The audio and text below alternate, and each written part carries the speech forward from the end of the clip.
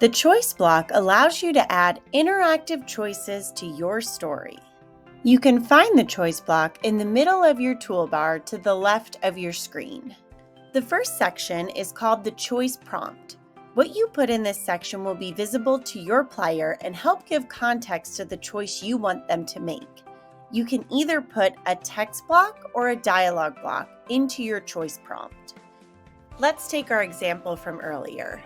So for this choice block, I could either use a text block and then set up what weapon I want my player to pick, or I could use a dialogue block and have my characters set up what weapon they'd like to use.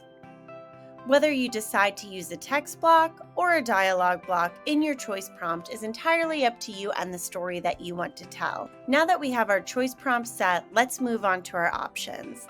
The choice block will automatically give you 2 options. You can have 3 total. If you'd like to add another one, you can click here. And if you ever need to delete one, you can click the trash can over here. Next to each number, you'll type the option you want your player to consider.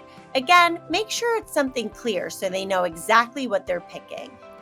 Now that we've created the different options our player can choose from, we can create the different outcomes for each one of the options.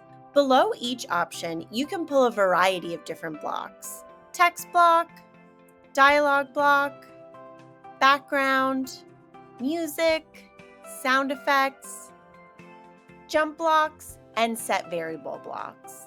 The only blocks that you can't pull into this section are check variable blocks and another choice block. For this example, I've kept it simple and only added a text block to each one of my options. But in your stories, the scenes under the options can vary in length as much as you'd like. In gameplay, the choice will look like this. Players will only see the blocks underneath the choice that they picked. All other ones will not be available to them. In this example, since none of my options veer off into different storylines or plot points, I'm free to continue my story right underneath the choice block.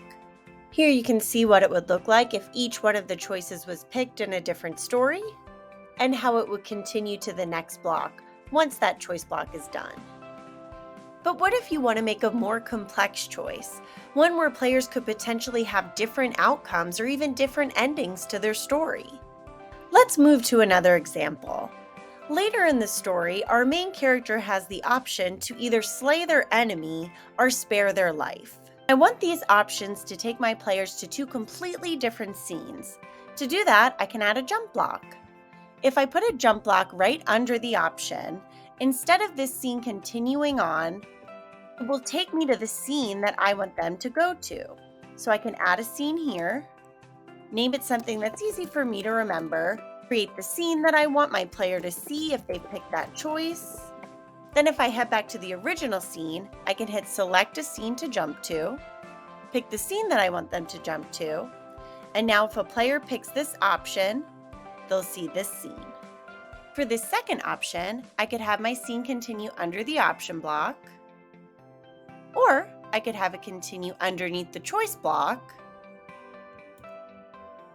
or I could add another jump block, create another scene, and once again I'll head back to the original choice, and then add the jump. Now I do see I put a typo here, but now you can see how easy it is to change it. And then when we go back here, we'll see that it's automatically fixed. For choices with very different outcomes like this, in addition to a jump block, you may want to use a set variable. Set variables will remember the choice that your player made.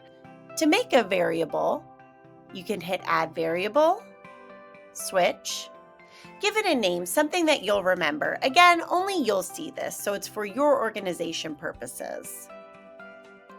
And now we can add them under the option. Now I know I went through that pretty quickly, but don't worry. We'll have a video for set and check variables that you can check out. Once again, we'll check out the in-game example. Here we can see how the 2 different options play out in different ways depending on which one you pick. And that's how you use the choice block in Storyloom. Thanks for watching!